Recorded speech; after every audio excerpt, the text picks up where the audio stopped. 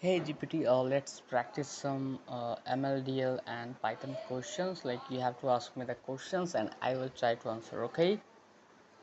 That sounds great. I'll ask you a mix of machine learning, deep learning, and Python related questions.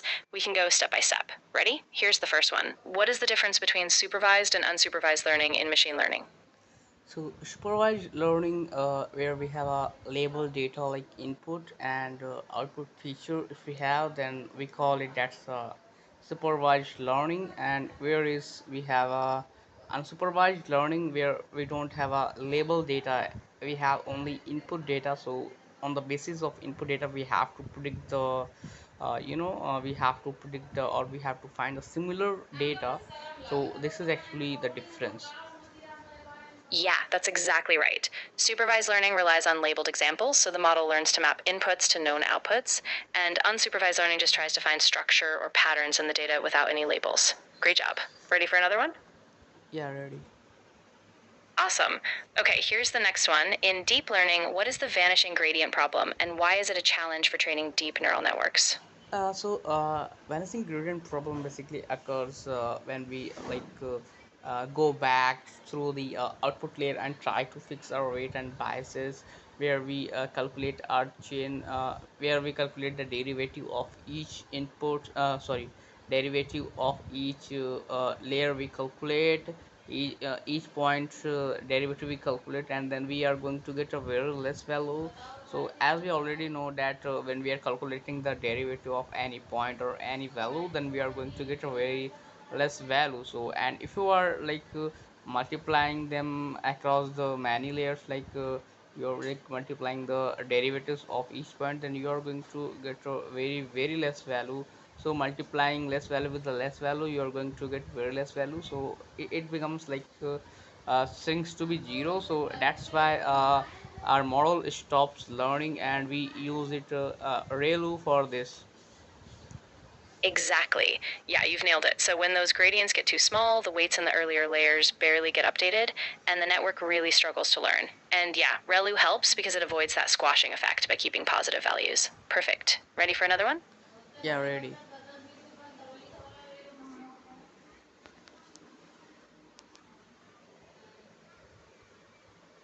Yeah, I'm ready. Awesome. All right, next one. Could you explain what a convolution operation is in the context of a convolutional neural network and why it's useful?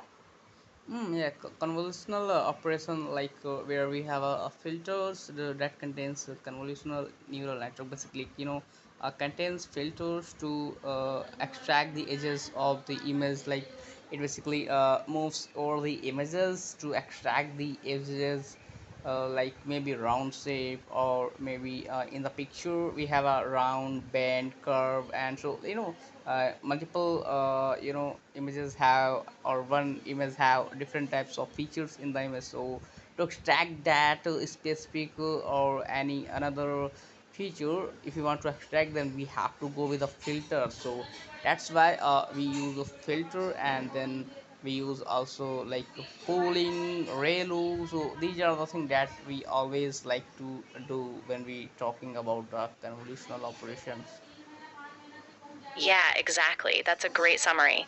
The convolution operation basically slides those filters over the image, capturing local patterns like edges, textures, or more complex features as you go deeper. And yeah, pooling and activation functions like ReLU help preserve important info while reducing computation. Nicely done. Ready for the next one? Yeah, I'm ready. Great. Next question. What is the bias variance trade off in machine learning, and why is it important to consider when building a model? A bias variance trade-off means when like our model is like too simple, we can say when our model is too simple and it is not able to learn the like important things, or it is our model is too simple and it is not capable of learning anything from the model. I think that's the answer, I think. You're on the right track. Ah, I see what you mean. Yeah, so can you tell me what is this actually a bias variance trade-off? Of course. So the bias variance trade off is all about balancing two types of errors. Bias is when your model is too simple and it can't capture the patterns, so it underfits. Variance, on the other hand, is when your model is too complex and it overfits to the training data. So the trade off is about finding a sweet spot. You want just enough complexity to capture the patterns, but not so much that it overfits. It's really crucial for generalization. Okay, so can you give me the definition of this thing like Bayes variance trade-off in simple way so I can learn for the next session if I am coming and practicing with you. Absolutely. So, in simple terms, the bias variance trade off is a balance between two kinds of errors a model can make. Bias is when the model's too simple and misses patterns, while variance is when the model's too complex and fits the noise in the data. The trick is to find a balance, a model that's just right so it performs well on new, unseen data. So what does this variance means here? Ah, good question. So, variance in this context refers to how much the model's predictions change if you train it on different subsets of the data. High variance means the model is too sensitive to the training set, so it fits it very closely, almost memorizing it, while low variance means it generalizes better, and its predictions don't jump around too much. Oh, I got it. Like low bias and low variance is always our the best model, and that's a generalized model. And if we have a high bias, high variance, then it means our model is too complex. Exactly. Yeah, you've got it. The ideal scenario is a low bias and low variance model, so it captures the true patterns in the data without overfitting or underfitting. Perfect. You're definitely getting the hang of this. Okay, so now you can move to the next questions. Also Python. Absolutely. All right, let's switch gears to Python. Here's a question. What's the difference between a deep copy and a shallow copy in Python? And when would you use one over the other? Okay, so deep copy means when our outer objects is uh, copied and our inner object is also copied and they are like independent. Uh, we basically create independent copy, and when we are going to change the something in the copy, then we can't see the change because they are independent now. And talking about the shallow copy, that's basically a kind of, you can say, outer object is like copied, but inner object is like same, they are still shareable. And uh, when we are going to do some change, then we are also going to like see the change in both the things.